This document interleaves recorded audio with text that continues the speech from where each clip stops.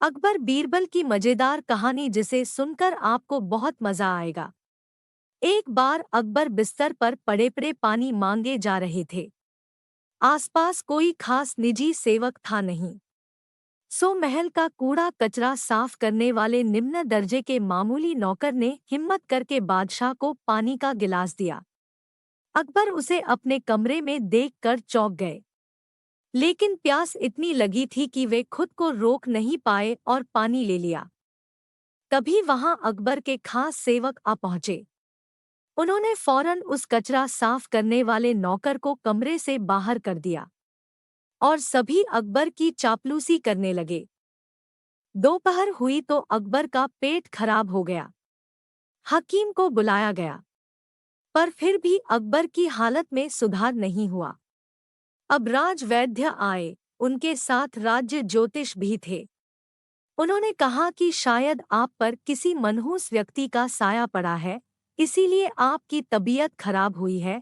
अकबर बादशाह को तुरंत उस कचरा साफ करने वाले नौकर का ख्याल आया। उन्होंने कहा कि आज सुबह मैंने उस कचरा साफ करने वाले के हाथ से पानी पिया था, इसीलिए मेरे साथ यह सब हुआ है। उन्होंने गुस्से में उस नौकर को मौत की सजा दे दी। थोड़ी ही देर में सिपाहियों ने उस नौकर को कारागार में बंद कर दिया।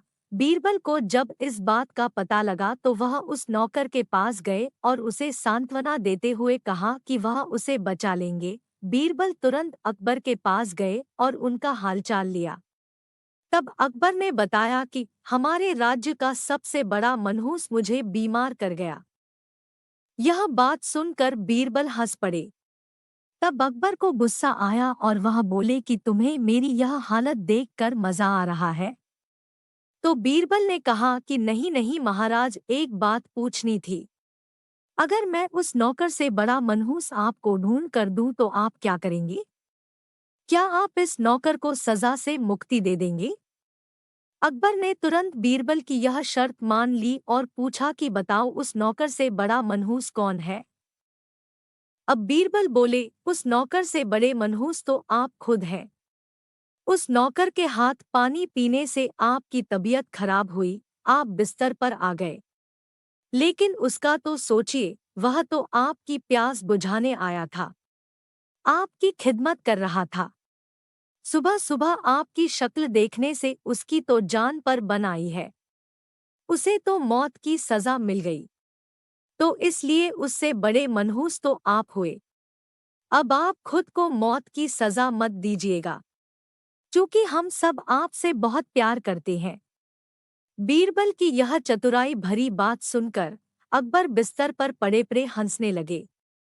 उन्होंने उसी वक्त उस गरीब नौकर को छोड़ देने के आदेश दिए और उसे इनाम भी दिया। और मनहूसियत का अंधविश्वासी सुझाव देने वाले राज्य ज्योतिष को उसी वक्त घोड़े के तबेले में मुनीमगिरी के काम में लगा दिया गया।